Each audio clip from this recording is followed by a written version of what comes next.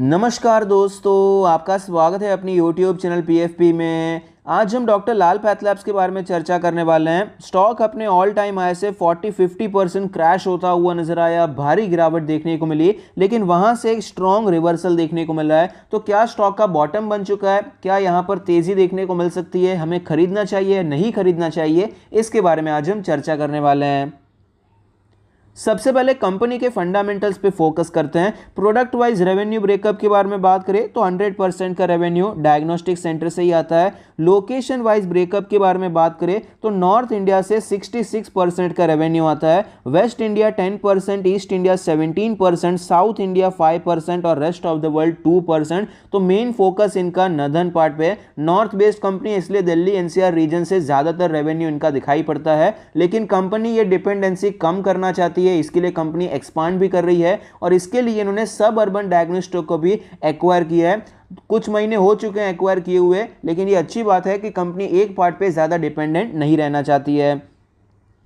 Number of diagnostic centre के बारे में बात करें, मार्च 2021 का डेटा है, 229 नंबर्स हैं जो कि कंटिन्यूअसली बढ़ते हुए नजर आए हैं। रियलाइजेशन पर पेशेंट के बारे में बात करें तो ये 747 रुपीज है। इसका मतलब क्या है? मतलब एक पेशेंट से एवरेज ये कितना पैसा कलेक्ट करते हैं, ये डेटा दिसंबर का डेटा है। नंबर ऑफ डेली पेशेंट्स के बारे में बात करें जो कि डायग्नोस्टिक सेंटर में आते हैं, ये भी दिसंबर का डेटा है। 73,000 से ज़्यादा पेशेंट्स रोज़ इनके टोटल डायग्नोस्टिक सेंटर में एंटर होते हैं। तो अच्छी बात है, यहाँ पर आपको पेशेंट्स भी कंटिन्यूसली बढ़ते हुए नजर आए हैं। ऑफकोर्स यहाँ पर हम यही चाहते हैं सब लोग हेल्दी रहे, लेकिन बिजनेस वाइज इनके लिए अच्छी बात नजर आती है। फंडामेंटल रेशियोज़ के बारे में बात करें तो ROE 23% है, ROC 30% है, जो कि अपने एवरेजेस के साथ ही चलता हुआ नजर आता है। नेट प्रॉफिट मार्जिन 18.4% है। ओवरऑल आप देख पाएंगे 17-18% की रेंज में रहा है, लेकिन अपने 5 ईयर 3 ईयर एवरेज से थोड़ा सा बेहतर होता हुआ नजर आया, लेकिन ये कोविड की वजह से हुआ है। वापस आपको ये 17%, 17-18% की रेंज में ही है, तो बहुत बड़ा इंप्रूवमेंट आपको अपने एवरेजेस से नजर नहीं आता है। डेट टू इक्विटी 0 है, कंपनी पर कोई कर्जा नहीं है। फंडामेंटल रेशियोज ओवरऑल अच्छे नजर आते हैं। फाइनेंशियल ट्रेंड के बारे में बात करें तो आप देख पाएंगे यहाँ पर कंटिन्यूस ग्रोथ हमें रेवेन्यू में नजर आती है। प्रॉफिटेबिलिटी कंटिन्यूसली ऊपर जाती हुई नजर आई है, तो एक हेल्दी फाइनेंशियल ट्रेंड दिखाई पड़ता है। शेयर होल्डिंग पैटर्न के बारे में बात करें, टोटल प्रमोटर होल्डिंग 55% से ज़्यादा है। यहाँ पर कोई प्रमोटर प्लेज की समस्या नहीं है, ये अच्छी बात है। Mutual fund 3%, other DII 3%, FIA 25%, retail and others category में है 13% की हिस्सेदारी। तो ओवरऑल शेयर होल्डिंग पैटर्न भी काफ़ी ज़्यादा अच्छा नजर आता है। प्रमोटर के पास 50% से ज़्यादा की इक्विटी है और इंस्टीट्यूशंस का भी अच्छा इंटरेस्ट दिखाई पड़ता है। एनालिस्ट के रेटिंग के बारे में बात करें तो 19 एनालिस्ट ने स्टॉक को कवर किया है, जिसमें से सिर्फ 36% का मानना है कि स्टॉक में खरीदारी करनी चाहिए। हायर साइड पे 70% का अपसाइड है और लोअर साइड पे 33% की गिरावट है। तो क्या ये लेवल्स अचीव हो सकते हैं, नहीं हो सकते, हम बाद में डिस्कस करेंगे। 22,000 करोड़ की मार्केट कैप है, 61 का P रेशियो है, एक मिड कैप कंपनी है। 61 का P रेशियो सस्ता तो ऑफकोर्स नहीं है, लेकिन इसका वैल्यूएशन काफ़ी ज़्यादा महंगा हो चुका था। स्टॉक अभी क्रैश हुआ तो वैल्यूएशन फिर भी थोड़े बहुत आपको सस्ते होते हुए नजर आए हैं। डायग्नोस्टिक सेंटर में या फिर हॉस्पिटल चेन वाली कंपनी में जनरली आपको थोड़े महंगे P रेशियो ही चलते हुए नजर आते हैं। स्टॉक के चार्ट पर हमें क्लियरली पता चलता है कि 4000 प्लस के लेवल पे स्टॉक ट्रेड कर रहा था, वहां से गिरावट देखने को मिली। स्टॉक ने यहां पर अपने 200 डेज के मूविंग एवरेज पे एक स्ट्रॉन्ग बेस बनाया, लेकिन एट लास्ट हमें ये लेवल टूटता हुआ नजर आया और गिरावट कितनी भीषण थी आप ये देख सकते हैं। यहां से स्टॉक गिरना शुरू हुआ था, कंटिन्यूस रेड कैंडल्स ही देखने को मिली है। यहां से गिरा, छोटा बाउंस आया, फिर से आपको गिरा, यहां पर एक बाउंस भी देखने को नहीं मिला, कंटिन्यूसली आपको ये नीचे आता हुआ नजर आया और 2750 के आसपास एक छोटा बाउंस देखने को मिला। तो भीषण गिरावट देखने को मिली है। मूविंग एवरेजेस के बारे में बात करें, 20 और 50 डेज के मूविंग एवरेज की ऊपर की क्लोजिंग है, 200 और 100 डेज के मूविंग एवरेज के अब भी नीचे ही ट्रेड करता हुआ नजर आता है। और सीक्वेंस आप देख सकते हैं, अब भी सबसे ज्यादा वीक सीक्वेंस ही है, सबसे ज्यादा नीचे 20, उसके बाद 50, उसके बाद 100, उसके बाद 200। तो ये वीकनेस का संकेत है। डेली RSI 60 है, तो मोमेंटम फिलहाल पिकअप होता हुआ नजर आता है। वीकली चार्ट के बारे में बात करें, वीकली चार्ट पे हमें नजर आएगा 200 वीक्स के मूविंग एवरेज पर सपोर्ट लेने के बाद हमें तेजी दिखाई पड़ती है और फिलहाल प्राइस एक्शन के हिसाब से तेजी दिखाई दे रही है। अभी यहां पर तेजी के संकेत दिखाई पड़ते हैं। डेली मूविंग एवरेजेस हमने देखे, वहां पर भी इतनी कोई स्ट्रेंथ नहीं है, सीक्वेंस अब भी वीक नजर आता है।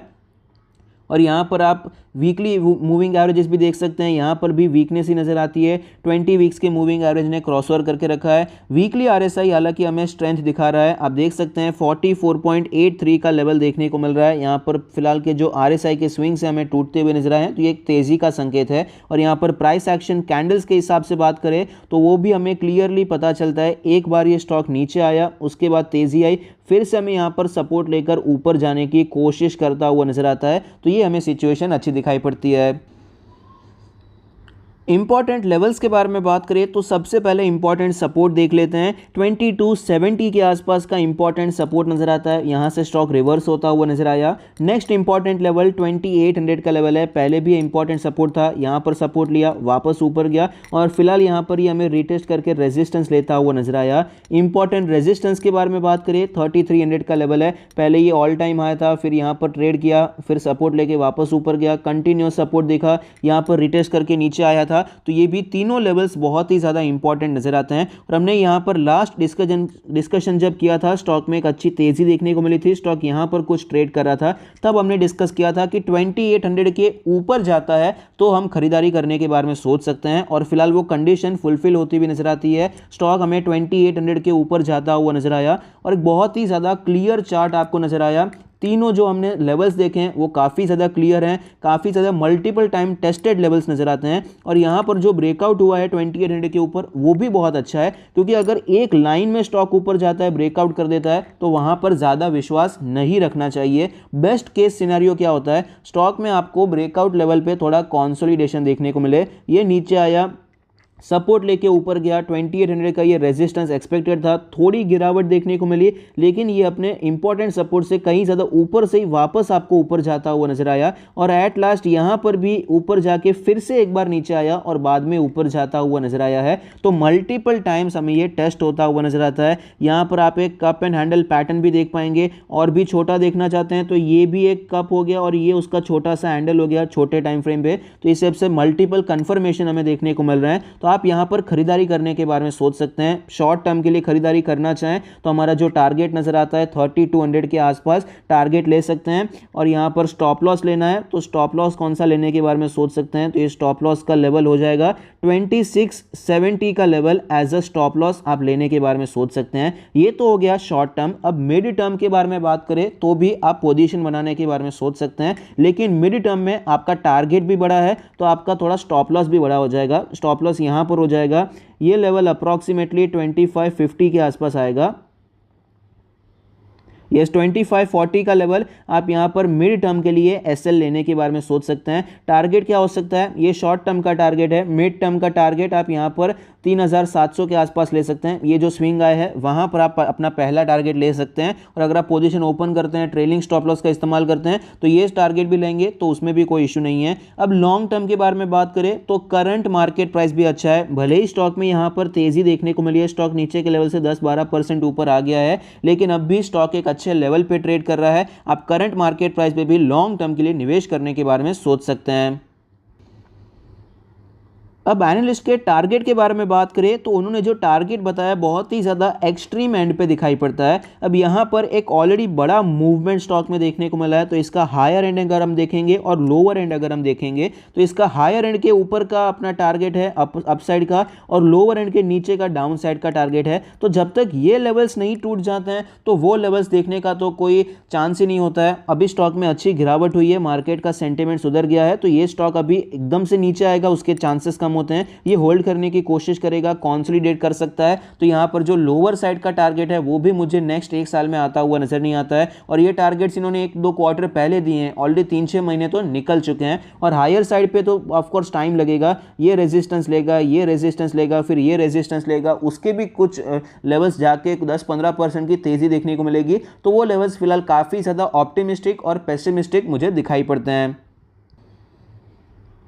कंपनी के पॉजिटिव्स के बारे में बात करें तो कंपनी के फंडामेंटल्स एक्चुअली अच्छे नजर आते हैं, ग्रोथ काफ़ी अच्छी है, शेयर होल्डिंग पैटर्न अच्छा है, कंपनी भी एक्सपांड कर रही है। सब अर्बन डायग्नोस्टिक को उन्होंने जो एक्वायर किया है ये एक्सपांशन ही है। तो यहाँ पर एक रिस्क भी होता है, एक एग्जीक्यूशन रिस्क रहता है कि आपने कोई कंपनी खरीदी या फिर कोई भी आपने कुछ प्लान बनाया कि ये करना है वो करना है, प्लान बना लिया, जब हम एग्जीक्यूट करते हैं तो उसमें कोई प्रॉब्लम्स देखने को मिल सकती है, तो एक एग्जीक्यूशन रिस्क हमेशा बना रहता है। नेगेटिव्स के बारे में बात करें, टेक्निकल्स अब भी वीक नजर आते हैं। अब भी यहाँ पर ओवरऑल टेक्निकल्स हमने बात की है, प्राइस एक्शन के हिसाब से तेजी के संकेत दिखाई पड़ते हैं, लेकिन जो